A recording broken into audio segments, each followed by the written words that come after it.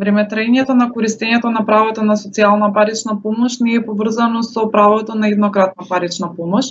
Имено еднократна парична помош или помош во натура се доделува на лице или семејство кое се нашле во положба на социјален ризик, како и на лице или семејство заради претрпена природна непогода или епидемија или подолго лекување во здравствена установа.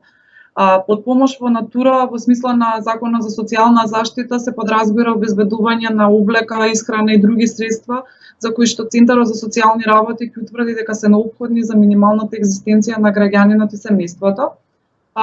Еднократната парична помош се остварува во местно надлежниот Центар за социјална работа, а во итни и неодложни случаеви министерот може да донесе решение за додавување на еднократна парична помош.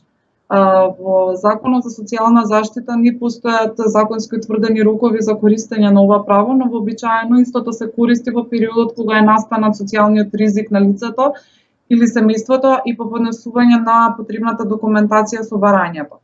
Социјалниот ризик го определува Центарот со решение, а врз основа на записник на стручен тим кој изврши увид на лице место и ги утврдил околностите и фактичката состојба на семејството или поединецот.